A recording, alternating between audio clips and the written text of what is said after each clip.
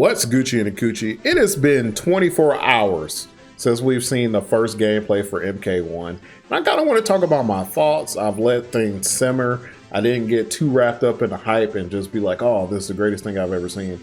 I went through, I've done my research, I've investigated the videos we saw. Some people have had a chance to play the game, some content creators. I know Sonic Fox has had a chance to play and they posted their thoughts on their Twitter. I know Super is going to get a chance to play and I know he'll probably post a video. Same thing with Max. But I kind of just want to give my thoughts about what I thought about the initial reveal of some of the things that some of these content creators have kind of been saying.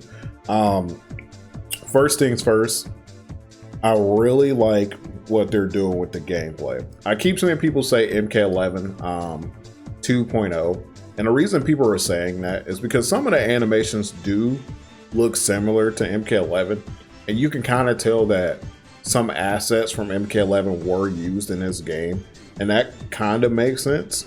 So a lot of MK11 assets are in this game. Essentially what they did was they probably sat down and said, what can we do to make MK11 more fun and have more creative freedom?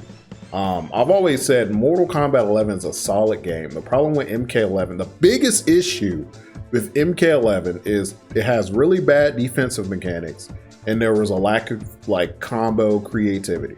Those are the two biggest problems with MK11. Outside of that, I don't have much of an issue with MK11. So you'll see things like that, like whiff grab, that kind of like very MK11-y. But outside of that, gameplay wise, nothing really screams MK11 to me. These air combos that they did show, you know what these remind me of? You know what this game in general reminds me of? This game reminds me of a mix of MK11. I know people are saying MKX, but it doesn't remind me of MKX at all. For me personally, it reminds me of if MK11, MK9, and MK Armageddon had a baby, you'd get this game. The reason I say that is some of the grounded combo stuff looks very MK9-ish. And when I say that, the meterless pop-ups, like a lot of that stuff reminds me of MK9. The air combos remind me of the 3D Mortal Kombat, specifically Mortal Kombat Armageddon. That's what I see when I see these air combos. And now obviously there's MK11 and kind of like the general, like, I can't say movement because we haven't seen much of movement yet, but the general, like how grabs look and how long the grab animations are, that reminds me strictly of MK11. Now, Sonic Fox has had a chance to play this game, and they helped address the biggest problem I was having with this game, which was the movement in the trailers didn't look that great. And that was one problem I had with MK11 too, where I just didn't like how the movement felt. And Sonic Fox has tweeted the movement, like there's a dash, you could dash block, walk speed feels fast. Sonic Fox is super duper praising this game, saying that the creative freedom is amazing. And the best tweet that Sonic Fox could have like said on Twitter was, this game feels like a love letter to MK9. And that was my initial thought, where I was like, people are saying MK11 2.0, and I'm like, I see more MK9 and MK Armageddon than I see MK11. So I'm excited that for the people that are playing, they're kind of giving good reviews. I'm still waiting for more people. There's a bunch of people that get a chance to play it today. And I'm excited to kind of, I hope there's an event or a chance. I hope this game is at Evo, because I will be at Evo. I hope there's some point in the future or a chance that I get a chance to sit down and play this game. I don't care if it's like a 15-minute demo, because I really want to break down the mechanics of this game. I really want to delve into what's different, what has changed, how's combo freedom looking. Another thing Sonic Fox said also was that Kenshi is a true puppet character.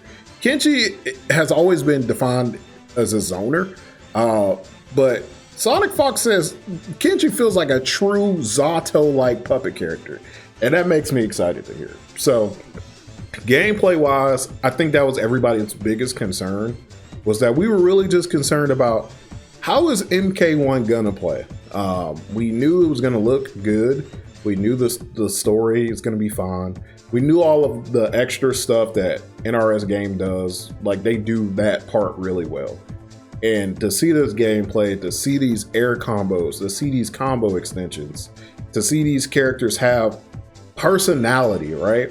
To see Scorpion doing air combos with a spear. Why has Scorpion, I know he has it, but why has Scorpion never got like a diagonal or like an air spear? That'd be sick. Okay, but anyway, so gameplay wise, I'm impressed. I know we'll get some more videos over the next few months. I expect to see like some content creators' thoughts about gameplay, and judging by what Sonic has said, I'm expecting across the board for the creative freedom to just be fun. And I'm cool with that. The next thing I saw people talking about was Cameo fighters, right? I know a lot of people have been asking for a mode that is Cameo fighter lists, and I'm gonna be honest, that doesn't make a lot of sense for it there to be a mode without Cameo fighters. Cameo fighters are an integral part of this game. Cameo fighters are used for breakers. They're used for like X-ray stuff. Like, it just wouldn't make sense for a mode without Cameo fighters. That's essentially like asking for a mode in Street Fighter 6 without drive gauge. That's a core mechanic of the game. It literally would make it not the game. So I don't understand people's problems with the Cameo system. I mean, it extends combos. I think people are worried about block pressure. I mean, I don't know what to tell you. I really hate to say get good, but like, complaining about the difficulty of a mechanic that you have not even played yet is kind of annoying. Like, I get not wanting a tag game, which this game isn't even a tag game. It's a 1v1 fighting game with assists. Like, and the assists are very easy to use. Like, you do a string, you call in Sonya to do an extension, you finish the string, or you do a combo, you call in Kano to do an ender. Like, it's very simplistic looking on the surface. I don't know how in depth the Cameo system goes. I can't wait to see other people's videos describing this, because I want to know how in depth because the only thing we've seen for the Cameo system is you can do a combo extension, you can do B, a grab, you can do air stuff, you can do breakers, you can do X-rays, but what we haven't seen, right, is how it works. Whenever they show the Cameo system in a trailer, it's always doing offense, right? It's always doing like, I'm hitting the opponent, right? It's never doing like, okay, my opponent is blocking. Can I use this Cameo fighter to extend block pressure, right? If I'm hitting you and you're blocking, can I use my Cameo to force you to keep blocking for a little bit? We haven't seen how crazy it gets yet, but I don't know, man. I get some criticisms about like some aspects of the game, but as somebody who's played literally, I can't make this up, every single Mortal Kombat game, like, this game gameplay wise is like night and day from Mortal Kombat 11. I saw somebody say that this game gameplay wise looks just like MK11, and I genuinely don't know how you could possibly look at this game and be like, oh, this looks just like MK11 gameplay wise. So let's talk about visuals. I think the game looks good. I know a lot of people are complaining that they think that MK11 looks better. I think what people are like kind of getting at is essentially what's confusing people is the jump from MKX. The jump from MK9 to MKX was huge. The jump from MKX to MK11 was huge. The jump from MK11 to MK1 isn't that huge. I think people are underestimating how beautiful of a game MK11 is, regardless of the issues we all have with it. MK11 is like one of the most beautiful games ever. Not just fighting games, ever. That game is gorgeous as hell. So for MK1 to come in and it looks slightly like graphically, I think graphically it looks a little bit better than MK11. I think what's getting people too is the attire, the costumes are simplistic in MK1, which makes sense because it's a reset. So the costumes are simplistic in MK1 versus MK11. You're at the end of the cycle, all these characters got on this crazy ass shit. They got all these jewels and stuff. And then you get to MK1 and then characters got on like just geese. Like, it's a reset. It makes sense that their attire is simplistic. We're back at the start. Kung Lao not finna be, when you come out your mama, you don't come out full of swag, okay? You have to grow into being swaggy. So a lot of these characters are super simplistic right now. And then you have Mileena and Katana. They're royalty. It makes sense that Mileena and Katana costumes are extravagant. It's crazy. They're royalty. It makes sense that they have the money, they have the funds to dress like this. Kung Lao and Raiden, they not balling like that. They got on regular stuff. So yeah, man, I think a lot of cosmetic stuff makes sense. I think people are confusing art direction with graphics. For me, if I'm having a conversation with you about MK1 and you tell me, oh my God, this game graphically looks bad, then we're basically done with our conversation, because that tells me you don't really know what you're talking about. No disrespect, but that instantly tells me that you don't know what you're talking about. There's no way you can look at this game and be like, it's graphically bad. I don't think y'all understand the difference between graphics and art direction. Now, if you prefer the art direction of MK11, because this art direction is different, right? The stages are more vibrant. It's more life. It's not like dark and gritty like we're used to MK doing. Like if you go play MKX, MK11, those are dark, gritty ass games.